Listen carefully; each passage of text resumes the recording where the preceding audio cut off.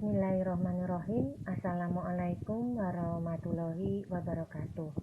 Bertemu lagi dengan saya pada mata kuliah Sistem Operasi untuk kelas malam gelombang 2, di mana untuk hari ini hari Rabu tanggal 2 September 2020 kita bertemu pada pertemuan yang keempat.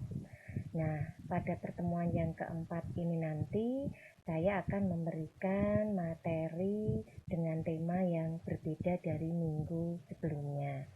Mungkin saya review sedikit dari pertemuan minggu kemarin, bahwa minggu kemarin kita membahas tentang perkembangan sistem operasi. Nah, pada perkembangan sistem operasi ini kita bisa melihat bahwa pertumbuhan atau lahirnya sistem operasi dari generasi pertama, kedua, ketiga, dan seterusnya itu masing-masing memiliki kelebihan dan kekurangan. Dan kekurangan di setiap generasi itu akan diperbaiki pada perkembangan generasi selanjutnya, yang biasanya perkembangan generasi selanjutnya ini lebih mengarah kepada kebutuhan user. Ya, jadi pada saat tumbuhnya sistem operasi di sini, kebutuhan user akan sistem operasi tersebut itu sudah lebih baik lagi atau lebih banyak lagi, sehingga muncullah sistem operasi dengan generasi yang selanjutnya. Baiklah, untuk tema pada malam hari ini kita langsung saja masuk, yaitu membahas tentang komponen dari sistem operasi. Nah, kalau yang pertama atau pengantar kemarin kita mencoba memahami apakah itu sistem operasi, kemudian pada pertemuan berikutnya kita membahas tentang perkembangan dari lahirnya sistem operasi yang diwakilkan dari setiap muncul di generasi-generasi. Kemudian yang ketiga ini kita akan membahas tentang komponen dari sistem operasi. Nah, perlu kita pahami bahwa komponen dari sistem operasi ini ada beberapa, di antaranya yang pertama yaitu manajemen proses. Kemudian yang kedua ada manajemen memori utama, yang ketiga ada manajemen secondary storage. Kemudian yang keempat ada manajemen sistem I/O, dan yang kelima ada manajemen berkas, keenam ada sistem proteksi, ketujuh ada jaringan, dan kedelapan ada command interpreter system. Nah, pada malam hari ini kita akan membahas komponen sistem operasi ini secara lebih detail. Selamat mengikuti. Nah, kita masuk ke manajemen yang pertama, yaitu manajemen proses. Di mana pengertian di sini proses adalah sebuah situasi kondisi ketika sebuah program sedang dieksekusi. Sebuah proses biasanya membutuhkan beberapa sumber daya untuk menyelesaikan tugasnya. Sumber daya tersebut dalam manajemen proses ini bisa berupa CPU time, memori, berkas-berkas, dan perangkat-perangkat I/O. Nah, mungkin perangkat I/O itu apa saja? Kita bisa melihat dari pertemuan awal kemarin, itu ada keyboard, ya, kemudian ada mouse, ada printer, ada monitor, dan lain-lain. Nah, berikutnya sistem operasi bertugas mengalokasikan sumber daya saat proses diciptakan atau sedang diproses. Saya ulangi, sistem operasi bertugas mengalokasikan sumber daya yang kita sebutkan tadi. Ada CPU time, ada memori, ada berkas, ada perangkat I/O, ya. Ini dialokasikan oleh sistem operasi saat proses diciptakan atau sedang diproses. Ketika proses berhenti, sistem operasi mengambil kembali semua semua sumber daya agar dapat digunakan oleh proses lain. Nah, jadi saya ulangi sekali lagi, manajemen proses di sini adalah sebuah keadaan di mana sebuah program itu sedang dieksekusi. Nah, ketika sebuah proses itu sedang menyelesaikan tugasnya, biasanya membutuhkan beberapa sumber daya. Nah, sumber daya dalam manajemen proses itu meliputi ada CPU time, memori, berkas, dan perangkat I/O. Nah, tugas OS atau sistem operasi mengalokasikan sumber daya ini ya saat proses sedang diciptakan atau sedang diproses sesuai kebutuhan. Ketika sudah berhenti, maka sistem operasi akan mengambil kembali sumber daya tersebut supaya bisa digunakan oleh proses yang lain. Ya, ini untuk pemahaman dari manajemen proses. Berikutnya kita lanjutkan, sistem operasi bertanggung jawab atas aktivitas yang berkaitan dengan manajemen proses. Aktivitas-aktivitas itu diantaranya 1. Pembuatan dan penghapusan proses yang diinginkan user atau sistem. Ya, jadi create atau delete sesuai keinginan user atau sistem. Kemudian menunda atau melanjutkan proses. Yang ketiga, menyediakan mekanisme untuk proses sinkronisasi. Kemudian yang keempat, menyediakan mekanisme untuk proses komunikasi. Dan yang kelima, menyediakan mekanisme untuk penanganan deadlock. Ya. Nah, ini adalah tanggung jawab dan aktivitas yang berkaitan dengan manajemen proses, di mana semuanya ini menjadi tanggung jawab dan tugas dari sistem operasi. Nah, berikutnya pembuatan dan penghapusan proses pengguna atau sistem. Nah, ini yang dimaksud apa ya dari ini tadi, yang pertama tadi ini akan dijelaskan pada slide selanjutnya. Sistem operasi bertugas mengalokasikan sumber daya yang dibutuhkan oleh sebuah proses. Sistem operasi bertugas mengambil kembali sumber daya itu kembali setelah proses tersebut selesai agar dapat digunakan oleh proses yang lain. Nah, berikutnya menunda atau melanjutkan proses. Keterangannya di sini, OS bertugas mengatur proses apa yang harus dijalankan terlebih dahulu berdasarkan skala prioritas dari proses yang ada.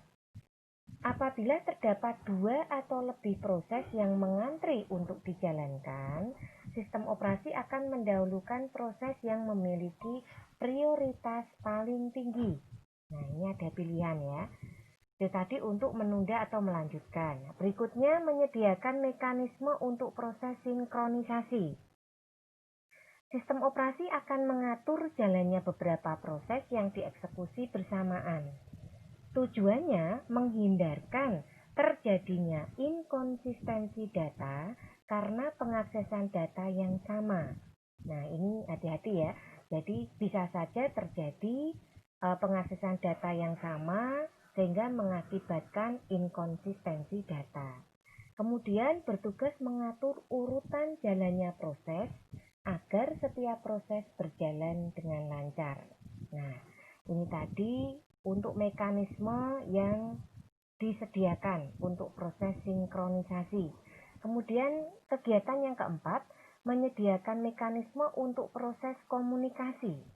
OS memiliki mekanisme agar beberapa proses itu dapat saling berkomunikasi atau berinteraksi satu sama lain tanpa menyebabkan terganggunya proses lain. Contohnya misalkan berbagi sumber daya antar proses. Nah, ada berbaginya ya, sehingga tidak rebutan, tidak terjadi crash atau permasalahan karena ini bisa diatur dengan baik. Kemudian yang kelima, menyediakan mekanisme untuk penanganan deadlock. Deadlock itu apa sih? Deadlock adalah suatu sikon di mana sistem seperti terhenti karena setiap proses memiliki sumber daya yang tidak dapat dibagi. Nah, ini satu sikon di mana nanti ada keadaan sumber dayanya itu tidak bisa dibagi dan menunggu untuk mendapatkan sumber daya yang sedang dimiliki proses lain. Nah, ini disebut dengan deadlock. Sistem operasi bertugas untuk mencegah, menghindari, dan mendeteksi adanya deadlock ini. Jadi kalau misal sudah ada kemungkinan terjadi deadlock pada satu proses, maka tugas dari sistem operasi tadi apakah dengan mencegah atau menghindar atau mendeteksi, sehingga nanti bisa diberikan solusi mekanisme yang lain supaya ada penanganan untuk masalah deadlock ini, sehingga tidak terjadi masalah pada prosesnya. Nah, contoh kasus deadlock pada lintas jembatan ini visualisasinya ya. Jadi ini dianalogikan sebagai dua antrian mobil yang akan menyeberangi jembatan. Dalam kasus ini, antrian sebelah kiri itu menunggu antrian yang sebelah kanan untuk mengosongkan jembatan. Begitu juga dengan antrian yang kanan. Jadi saling menunggu nih, yang kanan juga nunggu yang kiri juga menunggu yang kanan, sehingga terjadi deadlock, berhenti, tidak bisa berjalan. Ya. Ini tadi gambaran dari mekanisme terjadinya deadlock. Nah, berikutnya ini adalah contoh gambaran tentang Windows Task Manager untuk melihat manajemen proses yang ada.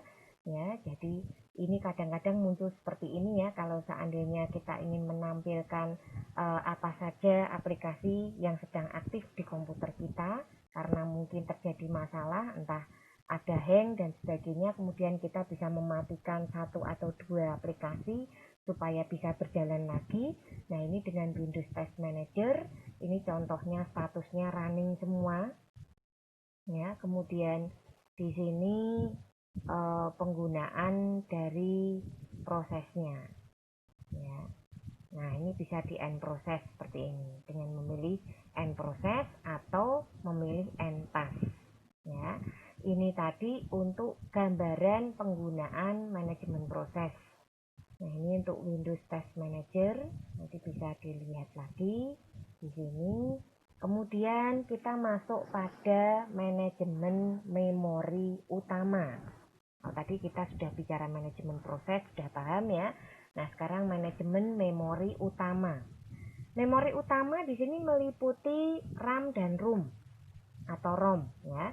Di mana RAM dan ROM ini adalah sebuah array yang besar dari word atau byte ya, yang ukurannya mencapai ratusan, ribuan atau bahkan jutaan byte. Setiap word atau byte mempunyai alamat tersendiri. Memori utama berfungsi sebagai tempat penyimpanan yang akses datanya digunakan oleh CPU atau perangkat I/O. Nah, jadi memori utama ini punya fungsi sebagai tempat untuk saving atau menyimpan yang akses datanya digunakan langsung oleh CPU atau perangkat I/O. Memori utama termasuk tempat penyimpanan data sementara, ya, atau volatile. Artinya data dapat hilang begitu sistem dimatikan. Nah, ini yang harus kita pahami ya. Jangan sampai kita menganggap bahwa manajemen memori utama ini dapat menyimpan data terus menerus. Dia juga punya kelemahan di mana data dapat hilang begitu sistemnya dimatikan. Membantu saja bagaimana itu bisa disimpan ketika proses sedang dijalankan, seperti itu. Nah, kemudian OS bertanggung jawab atas aktivitas yang berkaitan dengan manajemen memori. Contohnya, 1. Menjaga track dari memori yang sedang digunakan dan siapa yang menggunakan. Ya, kemudian yang kedua, memilih program yang akan di-load ke memori. Difilter, diseleksi, ini tugasnya OS ya. Kemudian mengalokasikan dan mendealokasikan ruang memori sesuai kebutuhan. Jadi semua aktivitas atau kegiatan yang berkaitan dengan manajemen memori seperti menjaga track, memilih program yang akan di-load, mengalokasikan dan mengdealokasikan ruang memori sesuai kebutuhan itu sudah menjadi aktivitas tanggung jawab dari sistem operasi. Nah, berikutnya kita masuk pada manajemen secondary storage, di mana data yang disimpan dalam memori utama itu bersifat sementara dalam RAM dan ROM tadi, dan jumlahnya juga sangat kecil. Oleh karena itu, untuk menyimpan keseluruhan data dan program komputer dibutuhkan secondary storage yang bersifat permanen dan mampu menampung banyak data. Nah, ini ada pilihan ya. Kalau tadi manajemen proses itu ada manajemen memori itu kurang. Nah, ini ada solusi manajemen secondary storage di mana mampu menampung banyak data. Sistem operasi bertanggung jawab atas aktivitas yang berkaitan dengan disk management seperti free space management, alokasi penyimpanan, dan penjadwalan disk. Nah, ini yang perlu kita lihat bahwa OS sekali lagi punya tanggung jawab atas aktivitas yang berkaitan dengan disk management, ya, atau secondary storage ini. Contohnya ada free space management, alokasi penyimpanan, dan penjadwalan disk. Nah, kemudian di sini kita lihat untuk sarana penyimpanan sekunder itu memiliki fungsi sebagai berikut. 1.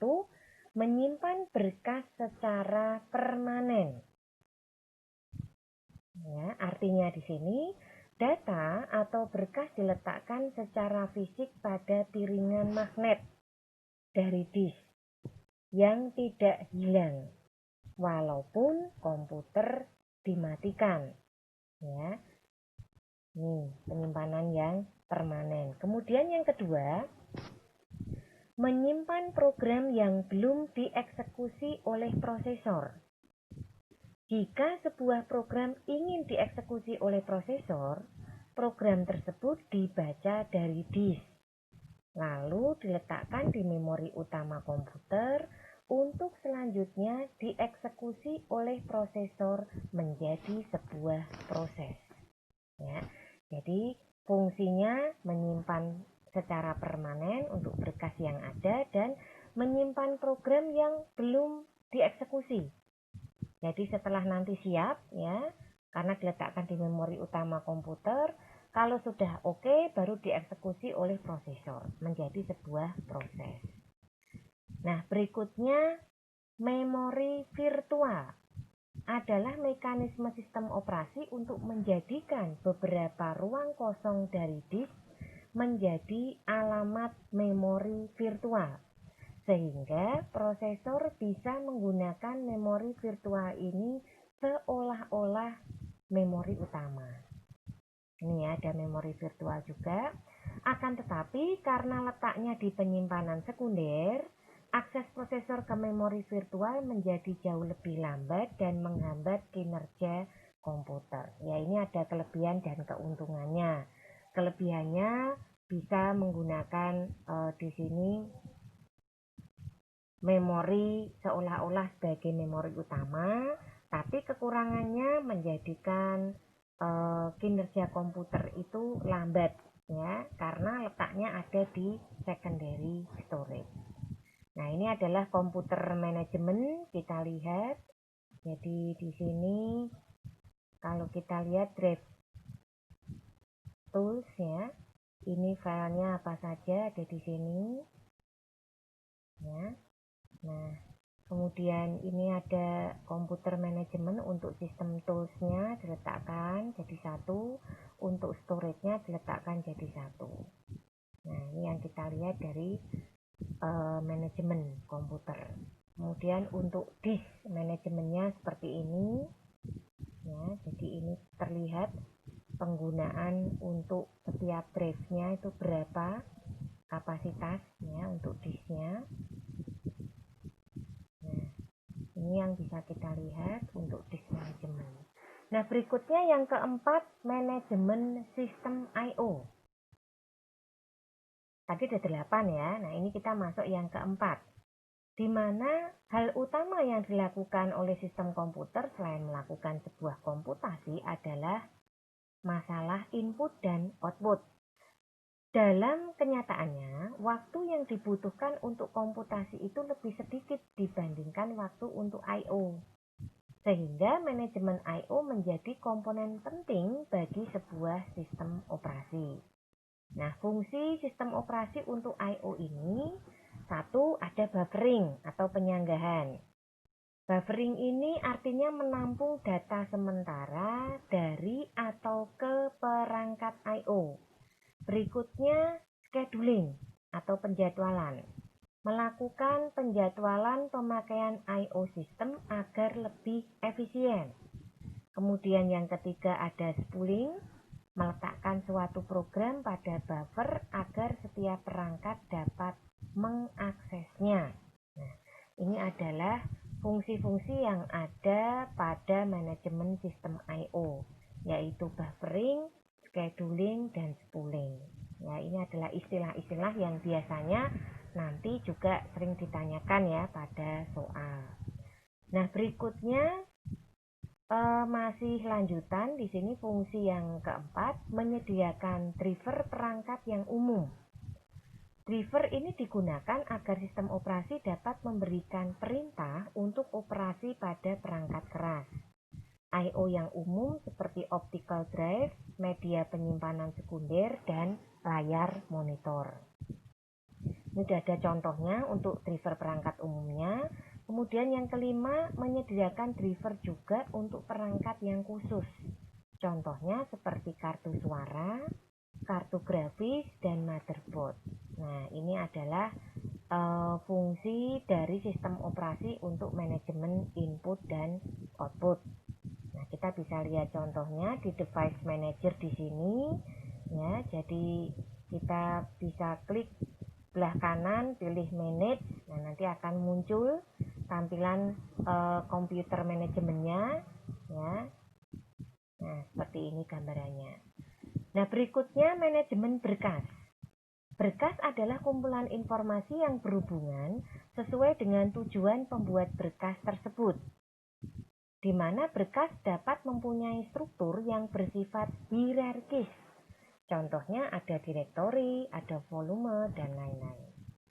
Nah, di sini sistem operasi bertanggung jawab terhadap 1. Pembuatan dan penghapusan berkas, 2. Pembuatan dan penghapusan direktori, 3. Mendukung manipulasi berkas dan direktori, 4. Memetakan berkas ke secondary storage, dan kelima, membackup berkas ke media penyimpanan yang permanen atau non-volatile.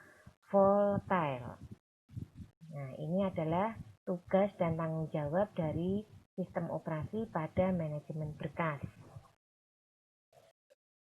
Nah, contohnya gambarnya seperti ini. Ya, kita bisa lihat pada setiap drive kapasitas pemakaiannya seperti apa. Kemudian yang berikutnya manajemen berkas, ini bisa dilihat ya, cover dan daftar isi. Nah, ini bisa dilihat untuk manajemen berkasnya, apa saja file yang dimiliki pada sebuah folder. Kemudian untuk per filenya sendiri kita bisa membuka dari sisi generalnya, ya, tipenya apa, kemudian lokasi, size-nya, dibuatnya kapan, dimodif kapan, diaksesnya kapan, seperti itu. Nah, kemudian yang keenam yaitu sistem proteksi. Proteksi di sini mengacu pada mekanisme untuk mengontrol akses yang dilakukan oleh program, prosesor, atau pengguna ke sistem sumber daya. Mekanisme proteksi harus pertama membedakan antara penggunaan yang sudah diberi izin dan yang belum. Yang kedua, specify the controls to be imposed, ya, menetapkan sistem pengaturan yang digunakan. Dan yang ketiga, provide a means of enforcement, menyiapkan alat yang digunakan. Jadi selain membedakan antara user yang berizin dan yang belum, menetapkan sistem pengaturan yang digunakan, dan menyiapkan alatnya. Ini adalah sistem proteksi. Contohnya kita bisa lihat pada kontrol panel ya di sini. Jadi contohnya pada user account di sini khusus bagian kita pilih dari user account setelah masuk kontrol panel tadi, terus pilih pick and task. Ya, di sini ada change account, create a new account, atau change the way user log on or off ya. Jadi ini kita bisa memilih mengubah akun kita, membuat akun baru, atau melakukan perubahan pada cara user ketika melakukan login dan log off. Seperti itu. Nah, ini adalah user account types-nya. Kita lihat sebagai administrator ya. Nah, di sini ada limited-nya, itu untuk change your own picture dan create, change or remove your own password. Ada batas limited. Nah, ini adalah hak-hak yang dimiliki oleh komputer administratornya. Nah, berikutnya ada help and support center. Jadi kalau ada yang terkait yang tidak paham itu bisa dilihat di sini ya. Nah, kita masuk ke yang nomor 7 yaitu manajemen jaringan. Dukungan terhadap komunikasi data antar perangkat komputer itu sangat diperlukan. Nah, pada model sistem terdistribusi, jaringan komputer di sini ya, itu bisa jaringan komputer peer-to-peer ataupun client server. Sistem operasi berfungsi untuk mengatur model komunikasi antar komputer dan komunikasi antar device jaringan. Jaringan komputer menyediakan akses bagi pengguna ke berbagai sumber daya sistem pada jaringan. Akses tersebut menyebabkan satu, proses komputer semakin cepat atau yang dikenal dengan istilah computation speed up. Kemudian yang kedua, peningkatan ketersediaan data atau yang dikenal dengan istilah increased data availability.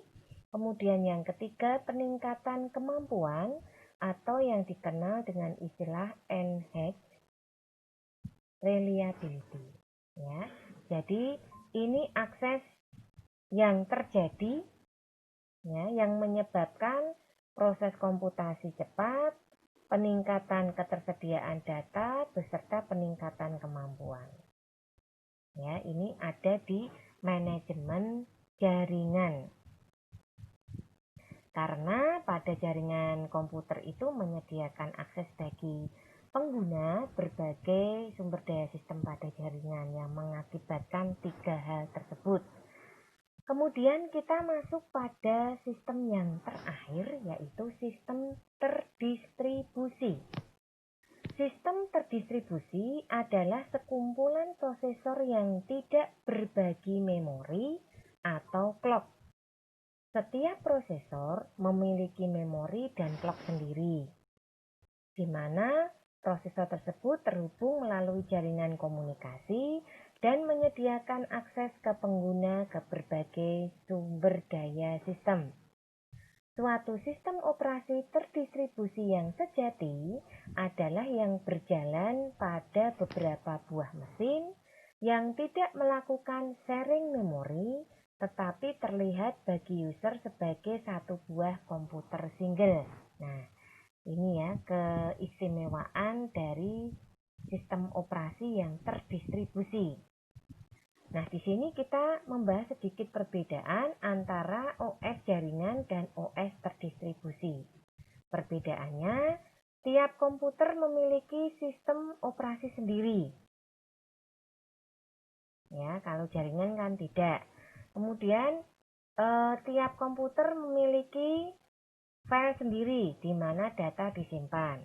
Kemudian, sistem operasi masing-masing komputer dapat berbeda. Kemudian, file sistem dapat digunakan dengan dukungan NFS. Nah, ini adalah perbedaan OS jaringan dan OS terdistribusi. Kita bisa lihat pada Notebook network connection ya. Kalau kita buka, ketika kita masuk ke TCP/IP properties, kita masukkan IP address, subnet mask, dan default gateway-nya ya, termasuk DNS servernya kalau sudah di OK. Nah, untuk konfigurasinya kita bisa melihat di local area network-nya ya, local area connection-nya. Jadi kalau ini network connection, kalau ini local area connection-nya. Nah, pada command interpreter system, di mana command interpreter system ini sistem operasi menunggu instruksi dari user command atau command drive. Program yang dapat membaca instruksi dan mengartikan control statement berdasarkan masukan dari user. Ya, biasanya disebut dengan control card interpreter atau command line interpreter. Pada sistem Unix sering disebut juga dengan shell atau konsol.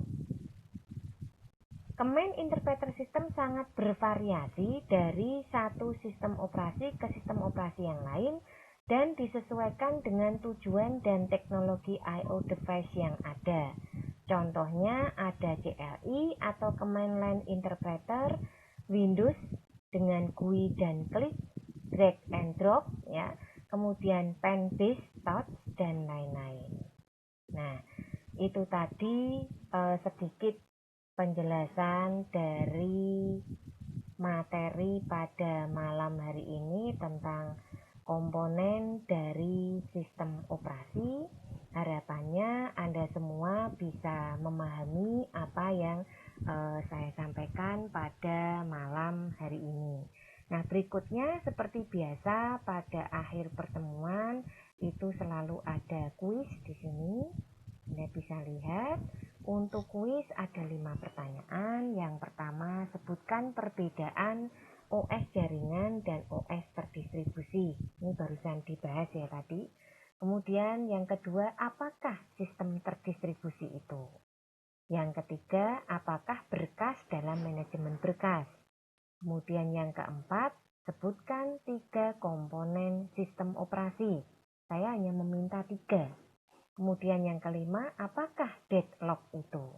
Nah, silahkan kuis seperti biasa Anda jawab pada kolom komentar YouTube channel yang nanti linknya akan saya bagikan.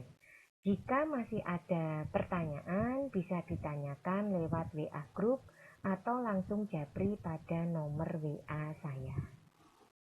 Kira-kira itu saja yang bisa saya berikan untuk malam hari ini. Selamat belajar, tetap jaga kesehatan. Jangan lupa untuk kuis dijawab sebagai nilai harian Anda untuk mengetahui sejauh mana pemahaman Anda terhadap materi yang saya berikan pada malam hari ini. Sekali lagi, mohon maaf jika banyak hal yang kurang berkenan. Wassalamualaikum warahmatullahi wabarakatuh.